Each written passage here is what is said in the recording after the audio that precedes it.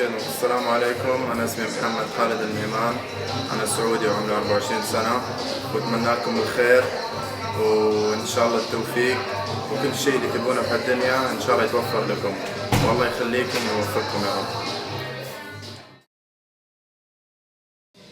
Moi personnellement je préfère le thé. Et quel type de thé? J'aime beaucoup le nana, donc le thé à la menthe. Le nana tout simplement, la menthe tout seul avec de l'eau chaude. Et puis voilà, sinon dans le café ce que j'aime bien c'est les mochas, le déca, donc comme à Starbucks. Je dirais la gourmandise, Plus que j'aime beaucoup manger. Ouais, plus sucré. J'aime beaucoup manger et puis ça me donne des forces pour aller m'entraîner après.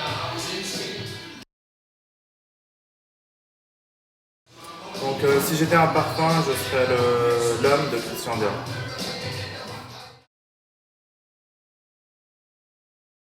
Boxer.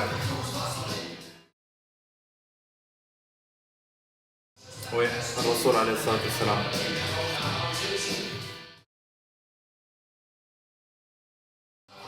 Professionnel, purement professionnel. En fait, la mode pour moi, ce n'est rien qu'un hobby. Je me consacre beaucoup plus au business, à mes études supérieures et à mon avenir.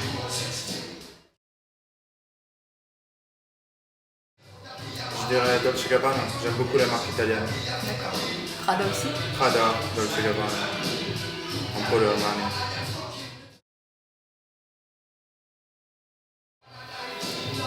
Alors, déjà Paris c'est une ville magique pour moi. Donc c'est une ville très riche en architecture, c'est une ville riche en histoire. Et je suis né ici, donc malgré le fait que je sois saoudien, j'ai des racines françaises, vu que je suis né ici, j'ai vécu la plupart de ma vie ici. Et ce qui manque à Paris, c'est vraiment tous les endroits. J'aime beaucoup Paris, j'aime tout Paris. Et il n'y a pas vraiment un endroit spécial auquel je préfère par rapport à l'autre. Coup de gueule du moment, sincèrement, c'est je suis contre le nouvel ordre mondial et contre les sociétés secrètes qui essaient de gouverner le monde à travers le mal. Et voilà, pour simplifier, c'est ça. Et tu penses à des pays en particulier? Oui, les États-Unis, les pays occidentaux en général, en fait, on nous impose à consommer des produits qui ne sont pas forcément bons pour la santé. Par exemple, Coca-Cola, plusieurs marques qui sont néfastes pour la santé. Et moi je suis contre ça et je veux vraiment apporter, en tout cas à travers la mode, ce que je fais, je voudrais essayer de montrer le bon exemple et montrer que je ne suis pas ancré dans la société du matérialisme, mais que j'essaie de garder toujours mes valeurs et mes fondements et ma religion avant tout. Tout d'abord, donc, pour répondre à la première question, la première chose que je regarde chez une fille, c'est la beauté intérieure avant tout, parce que c'est une chose qui est donnée, alors que la beauté extérieure, elle s'acquiert, on l'apprend. Enfin, on peut apprendre à devenir beau extérieurement. Donc avant tout, c'est la beauté intérieure. Et puis pour moi, la femme idéale, enfin, si je devrais choisir une mise, ça serait ma fiancée.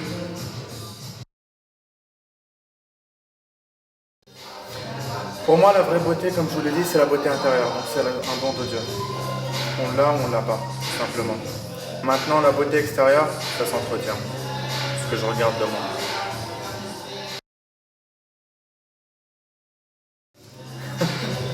Alors, une journée type de moi, c'est d'abord je me réveille, je prends un petit déjeuner, je vais aller au sport, je fais 2 heures de sport par jour.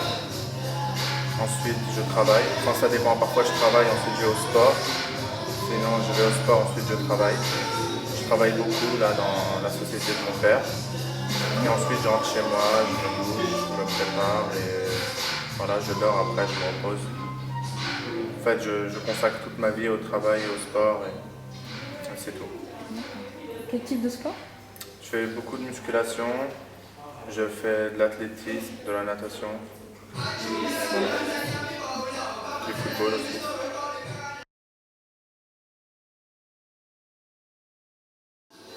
Franchement, pour vous dire la vérité, j'ai jamais voulu être mannequin.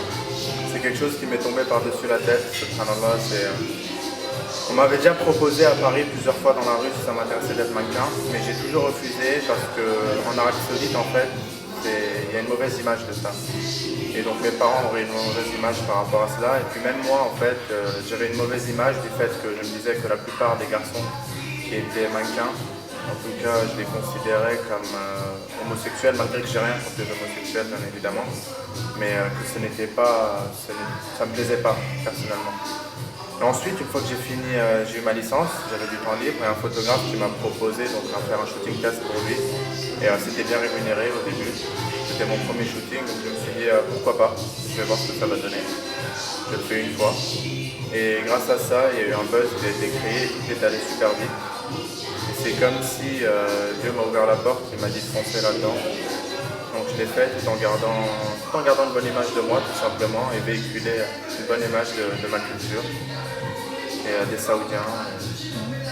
Et pour moi maintenant, en tout cas je l'ai utilisé comme un bon tremplin parce que ça peut m'aider aussi plus tard dans mon business à savoir comment je vais m'entretenir avec les gens tout simplement. Qui sont les gens qui sont sérieux, qui sont les gens qui ne sont pas sérieux.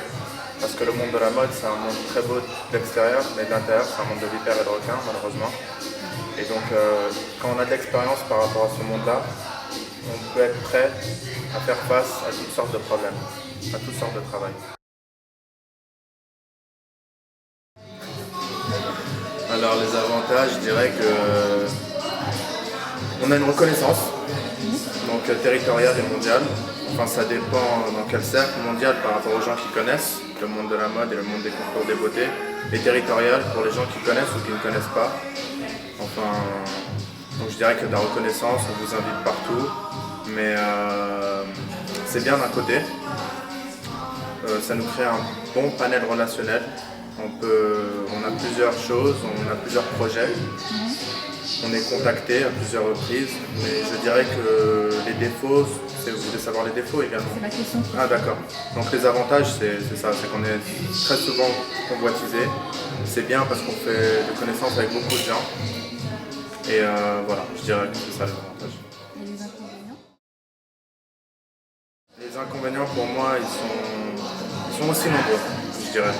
Parce que vu qu'il y aura beaucoup de gens qui vont venir nous parler, vu qu'on va être plus ou moins médiatisé, ce qui fait qu'après on ne sait pas si les gens ils viennent vraiment pour nous, pour notre cœur ou pour notre reconnaissance. Et il y aura plein de gens qui voudront profiter par rapport à ça, profiter de nous. Il pourra avoir beaucoup de propositions indécentes.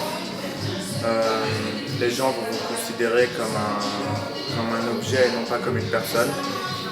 Ils vont voir en vous le côté extérieur plutôt que le côté intérieur. Et tout ça, à court terme ça va, mais à long terme je pense que c'est fatigant un peu.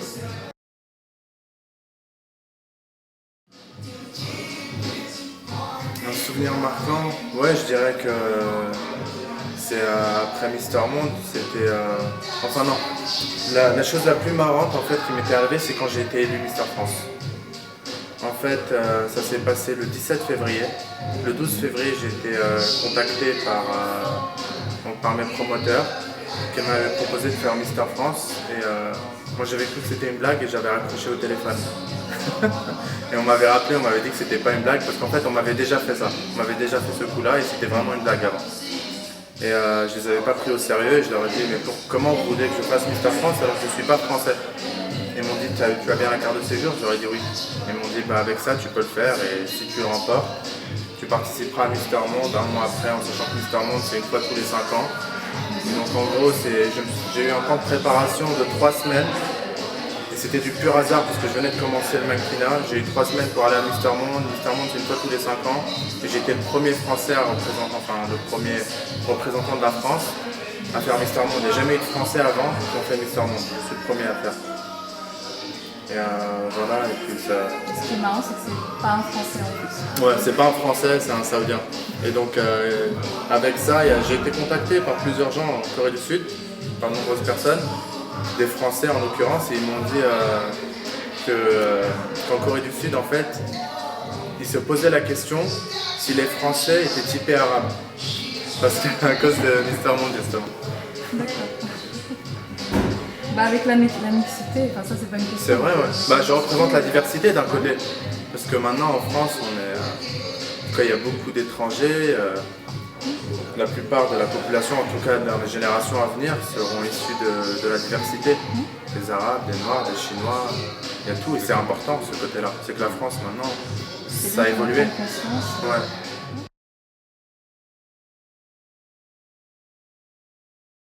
Ok. Donc en fait, c'est vrai, j'ai été élu premier Mister d'Arabie Saoudite. En fait, il n'y avait pas eu de Mister d'Arabie Saoudite avant. C'est tout comme je suis le premier à être Mister de 3 pays aussi. Il n'y a jamais eu de Mister qui a été Mister de 2 pays. Moi j'étais France, Monaco et Arabie Saoudite. Monaco aussi c'est la première fois. Il n'y avait pas de Mister Monaco avant. Et en fait Mister Arabie Saoudite c'était pour faire un Mister Univers que j'ai fait grâce au vote d'internet et dont j'ai gagné. Et j'ai pas pu le faire parce que j'avais pas eu mon visa. Et comment ça a été accueilli en Arabie Saoudite? En fait ça fait un gros buzz en Arabie Saoudite à travers les médias. Et il y a eu beaucoup de... En fait, l'Arabie Saoudite, c'est un pays, je dirais que c'est fermé. C'est un pays qui est fermé, les mentalités sont fermées, mais il y a deux extrêmes en Arabie Saoudite. Vous avez le côté qui est fermé et le côté qui est vraiment très libéral. Le juste milieu, il est rare en Arabie Saoudite. Donc pour le côté très libéral, l'information, elle a très bien passé. Il y a eu des échanges sur BBM. Ils ont envoyé des photos de moi partout dans la presse. Ils ont parlé sur plusieurs sites en Arabie Saoudite. Et donc j'ai été reconnu plusieurs fois dans la rue, etc.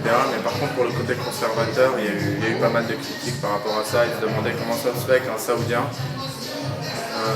fasse ça et qu'il se dévoile en Europe, etc. Et qu'il va contre nos traditions et contre nos cultures. Alors moi, justement, ce que je voulais montrer, c'est qu'on peut être musulman, on peut être mannequin et on peut diffuser une bonne image tout simplement. Et qu'il faut... Parce qu'aujourd'hui on est dans un monde qui évolue, on est tout simplement en 2011. Et être mannequin ça ne veut pas dire forcément faire du haram. Donc on peut l'être tout en se respectant, tout en étant une personne respectueuse. Et justement ça va encore plus inciter à les gens à être mannequin en montrant une bonne image. Et moi en tout cas c'est ce que je voulais faire.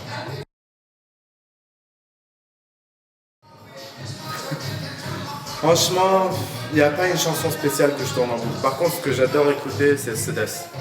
Cher Cédès de la Mecque. J'adore écouter Cédès, j'adore écouter Sharaïen. C'est les deux plus grands imams de la Mecque. Et pour moi, eux, c'est des vrais exemples.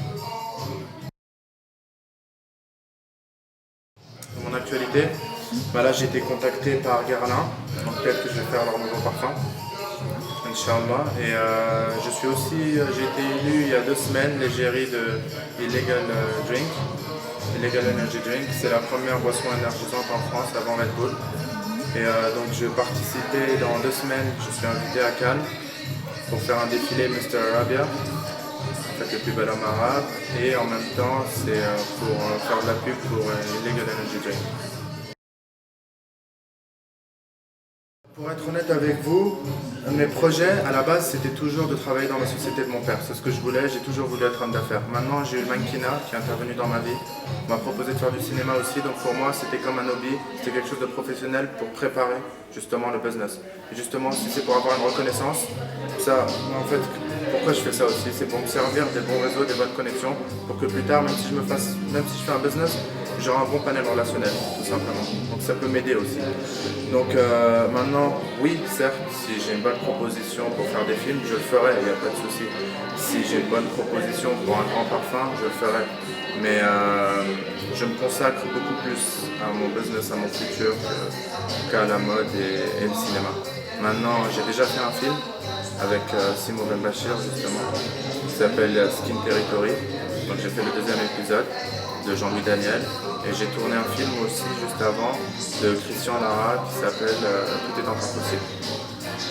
Donc un en 2009 et l'autre en 2010. Franchement, si je devrais choisir le rôle d'un film, je dirais les films d'histoire, les films historiques qui apportent beaucoup au peuple, à ceux qui regardent et qui nous aident à avancer. Et qui nous aide à comprendre d'où on vient et pourquoi on est là, et quelle est notre mission sur cette terre. Tu penses à un film en particulier? Oui, Le Sale, par exemple. Le seul et unique message que je voudrais transmettre à tout le monde, c'est aimez-vous les uns aux autres. C'est tout. C'est le meilleur message que je peux faire passer. Beaucoup d'amour et beaucoup de paix.